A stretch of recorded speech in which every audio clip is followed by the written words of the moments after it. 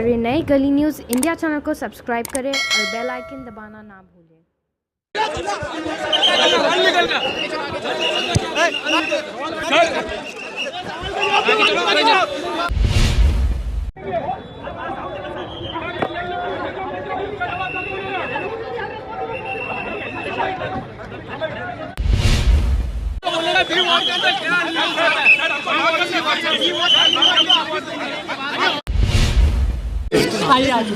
सबसे पहला तो ये बताओ कि बीओड का ऑफिसर किधर है?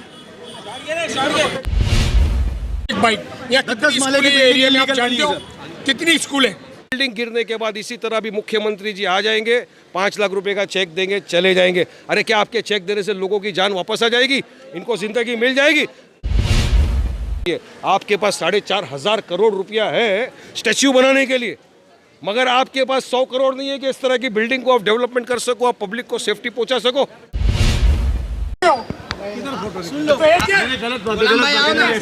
मेयर सर करो, पब्लिक का प्रॉब्लम समझो ना। ये नहीं है इन लोग को हटाओ ना।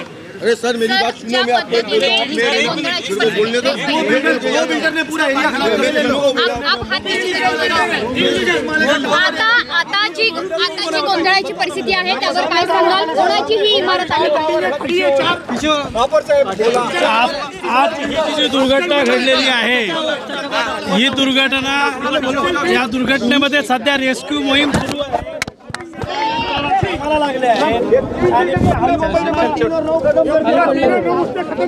आपका बीओड नहीं है, बीओड का ऑफिसर नहीं है, होना चाहिए था। बीओड का ऑफिसर नहीं है, विवेकी राही साहब भी नहीं है और दास भी नहीं है। क्या यार? अरे ये लोग हटे तो हम लोग बात कर रहे ना। अरे कभी बुलाए, अरे ये लोग फोटो निकालने आए। नेमकं कोण जबाबदार आहे सर? याला कोण जबाबदार आहे? कोण जबाबदार आहे? आपण त्याचा निश्चित तपास करतो। आयुक्तांना तशा प्रकारचे आदेश दिले आहेत की आता ही वेळ नाही, कोण जबाबदार आहे, आता ते आतमध्ये अडकलेले आहे, त्यांना बाहेर काढलं, जखमीला हॉस्पिटलपर्यंत पोहोचवणं ही वेळ आहे। आणि त्या दृष्टिकोनातून आता इथे रेस्क्यू मोहीम सुरू आहे, त्यामुळे खाली नेता लोग कारवाई का झाली?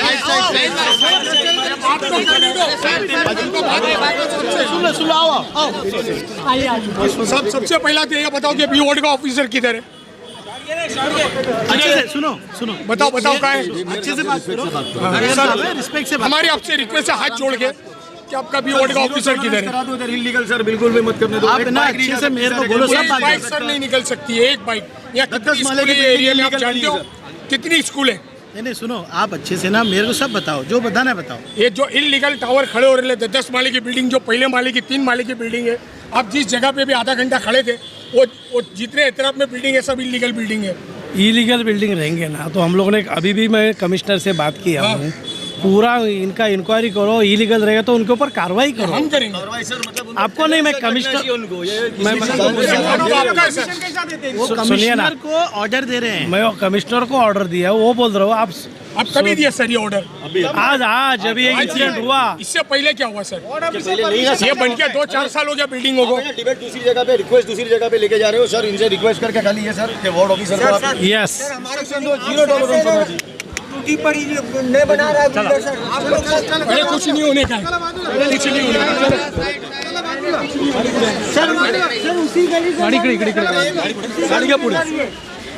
एक मिनट बात सुनने दो, उसको रोड बताने दो सर। इसको 5 साल नहीं हुए रोड बनने को। ये आरसीसी का रोड है, ये देखो 5 साल नहीं हुए, पूरा किरे का है सब।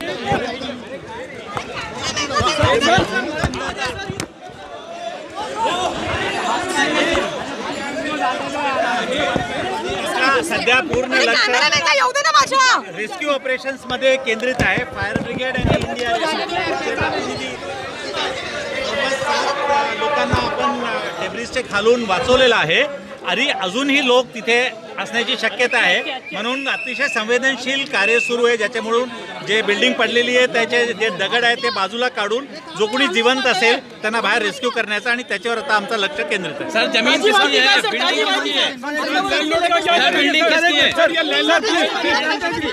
देखिए हमारे फायर ब्रिगेड के ऑफिसर इतनी अच्छी मेहनत की है इन्होंने, अब पुलिस डिपार्टमेंट हमारे डोंगरी के भी इतनी अच्छी मेहनत और सारी मेहनत, ये जो सर खड़े हैं ना, मैं इतनी पब्लिक के बल पे बोलता हूँ, ये इनने इतनी मेहनत की कि अपनी जान से ज्यादा लोगों की जान को बचाए। एक सवाल, इस एरिया के अंदर, इस एरिया मेरा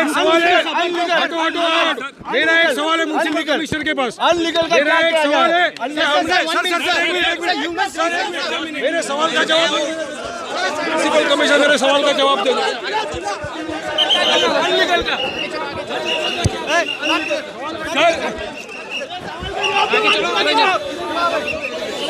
सर ये जो लैंड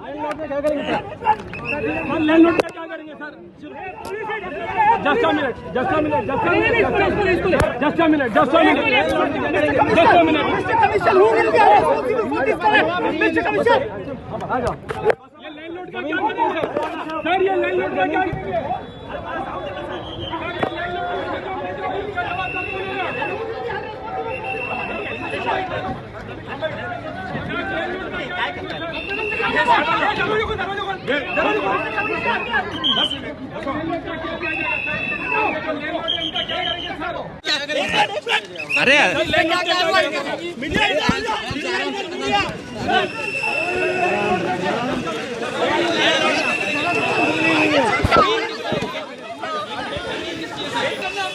हमको बोलने का भी वोट के अंदर क्या सर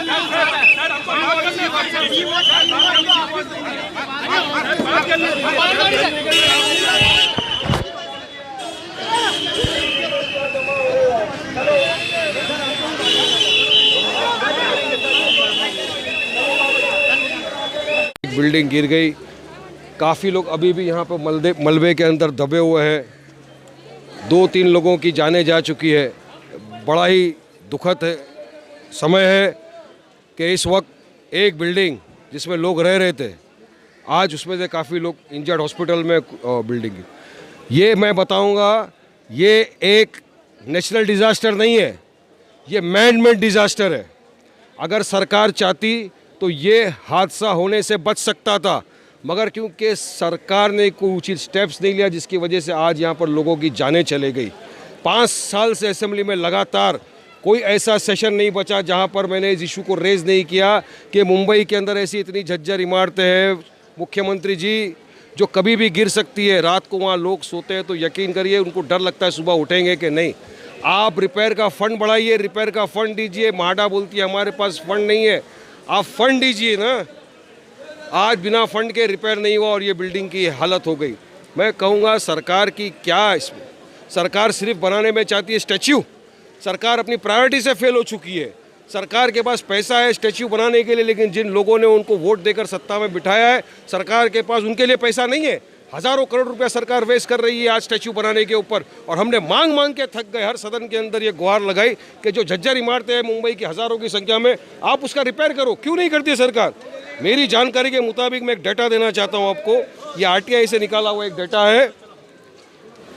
2740 बिल्डिंग कोलैप्स हुई है, जिसमें 234 डेथ हो चुकी है, 840 लोग इंजर्ड हुए हैं लास्ट 5 साल में। ये RTI का निकाला हुआ डाटा है। हर बिल्डिंग गिरने के बाद इसी तरह भी मुख्यमंत्री जी आ जाएंगे, 5 लाख रुपए का चेक देंगे, चले जाएंगे। अरे क्या आपके चेक देने से लोगों की जान वापस आ जाएगी? इनको ज़िंदगी मिल जाएगी? ये आप रुका सकते थे, आपने क्यों नहीं रुकाया? क्यों फंडिंग नहीं किया? आप बोलो तो बोलेंगे हमने इसको सेज डिक्लेयर किया था, वहाँ पे नोटिस लगाया था। अरे नोटिस आप लगाते हो, आप सीधा ऑर्डर करते हो कि खाली करके जाएंगे कहाँ? आप भेजोगे मेहुल में, चेंबूर में, हाँ, जहाँ पर मुंबई की हाई कोर्ट ने कहा है कि वो जगह रहने लायक नहीं है, वहाँ पर टॉक्सिक फ्यूम्स निकलते हैं, वहाँ पर गंदी बीमारी फैली हुई है, तो ऐसी जगह पर आप भेजेंगे उनको रहने? मेरा प्रस्ताव था, सुनिए, मेरा प्रस्ताव था सरकार को, 3 पेज का प्रस्ताव आज भी सरकार के टेबल पे पड़ा। मैंने कहा था कि आप नज़दीक में ट्रांजिट कैंप्स बनाइए। तो बोले जगह कहाँ है? मैंने कहा BPT का इतना बड़ा लैंड पड़ा हुआ है बाइकल्ला के पास, आप वहाँ ट्रांजिट कैंप बनाइए। इनको वहाँ पर शिफ्ट करिए, क्योंकि इनके बच्चे यहाँ स्कूल में पढ़ते हैं, इनका यहाँ व्यवसाय है, सालों से रह रहे हैं। बिल्डिंग बन जाएगी फिर यहाँ पे आ जाएंगे रहने। सरकार ने उस पर अब तक विचार ही नहीं किया। आज 2304 बिल्डिंगें गिर गई, इसकी जवाबदारी कौन लेगा? ये बीजेपी और शिवसेना की सरकार जो सत्ता में, जवाबदारी इनकी है। और अफसोस तो ये 31,000 करोड़ रुपए का बजट है मुंबई म्यूनिसिपल कॉरपोरेशन का, जो काफ़ी राज्यों से ज़्यादा है। तो पैसा जाता कहाँ है? क्या बीएमसी के कर्मचारी अपनी तिजोरी भरने के लिए आपको ये बनाया है? यहाँ पे इस तरह की बिल्डिंगें गिर रही है मुंबई की, एक बारिश में हालत देखो तो मुंबई तहस महस हो जाता है। तो ये सरकार की बहुत बड़ी चूक है। अभी भी अगर सरकार नहीं झांकी तो मैं कहूँगा, देखिए ये तो सिर्फ एक झांकी है, मुंबई की अभी हज़ारों बिल्डिंग इस तरह बाकी है और पूरी जवाबदारी इसमें हम सरकार की ठहराएंगे। अब माडा को फंड दो। अरे मांग रख के थक गए, 5 साल से कोई सदन खाली नहीं किया। आप स्पीचेस उठा के देख लिए, मैं हवा में बात नहीं करता हूँ, डाटा है मेरे पास। हर स्पीच में कहा कि आप रिपेयर बोर्ड को फंड दो। एमएलए को फंड देते हैं, क्या फंड मिलता है? 3 लाख रुपए एक रिपेयर करने का बिल्डिंग का। क्या आप ये बिल्डिंग को 3 लाख रुपए में बना सकते हो? कलर भी नहीं लगेगा इस बिल्डिंग में, पनाज नहीं बनेगी 3 लाख रुपए में। और उसके ऊपर गया तो ई टेंडरिंग 8 महीना 1 साल हो सकता है उसमें, तो वेट करेंगे। वेट करने में देखो इस तरह की हालत होती है। अरे ये पब्लिक है, आपको लोगों ने मैंडेट दे के जिताया है, पब्लिक की सेफ मैन मेड कैलामिटी है ना, आप रुका सकते थे। सरकार चाहती है अगर इस बिल्डिंग को फंडिंग मिलता, माडा रिपेयर करता, बच सकते थे। अब ब्लेम गेम शुरू। माडा बोलती है बीएमसी का है, बीएमसी बोलती है माडा का है। अरे मगर सरकार सत्ता में किसकी है इतने साल से? भाजपा और सेना की है ना सरकार। तो सरकार को पहले पब्लिक सेफ्टी देखना चाहिए। आपके पास 4,500 करोड़ रुपया है स्टैच्यू बनाने के लिए, मगर आपके पास 100 करोड़ नहीं है कि इस तरह की बिल्डिंग को आप डेवलपमेंट कर सको, आप पब्लिक को सेफ्टी पहुंचा सको। हम फडणवीस को बोलना चाहते हैं इस वक्त, फडणवीस सरकार से हमारी ये विनती है कि अगर अभी भी आपने उचित स्टेप्स नहीं लिया, हमको आपका नहीं चाहिए 5 लाख का मुआवजा, हमको हमारी बिल्डिंग में हमारे बच्चों की सेफ्टी चाहिए। इस तरह हम लोग रोज़ लोगों की जाने जाता हुआ नहीं देख सकते। मैंने आपको डेटा बताया, 2304 बिल्डिंग अगर गिर गई तो जिम्मेदार कौन है इसका? इतनी जो जाने गई है इसका जिम्मेदार कौन है? कौन जवाबदारी लेगा? और हम लोग एमएलए लोगों ने हमको चुन के भेजा है कि हमारी आवाज़ उठाओ। हमारी आवाज़ उठा के क्या फ़ायदा हो रहा है? क्या फ़ायदा हो रहा है एमएलए बन के कि हम जा रहे हैं सदन में आवाज़ उठाते हैं, मगर सरकार उस पर कोई उचित स्टेप्स ही नहीं ले रही है, तो करेंगे क्या? ये सरकार को अपनी प्रायोरिटीज़ बदलनी होगी। स्टैच्यू ज़रूरी नहीं है, लोगों की जान ज़रूरी है, बिल्डिंग का रिपेयर ज़रूरी है। आप माडा को फंड मुहैया करिए, फौरी तौर पर फंड बढ़ाया जाए और जितनी भी जर्जर इमारतें हैं साउथ मुंबई में, सारी इमारतों की जल्दी से जल्दी मरम्मत की जाए ताकि इससे लोगों को सेफ्टी मिले। वरना जुमलेबाजी बंद कर दो। बहुत सुन लिया जुमला तुम्हारा, सबका साथ और विकास, ये मोदी का न्यू इंडिया है। चंद रुपये नहीं दे सके आप डेवलपमेंट के लिए, जिसकी वजह से जाने चले गई। ये न्यू इंडिया का एक नया एग्जाम्पल है मोदी का, देख लीजिए। पूरी भाजपा और शिवसेना सरकार इसकी रिस्पॉन्सिबल है इस चीज़।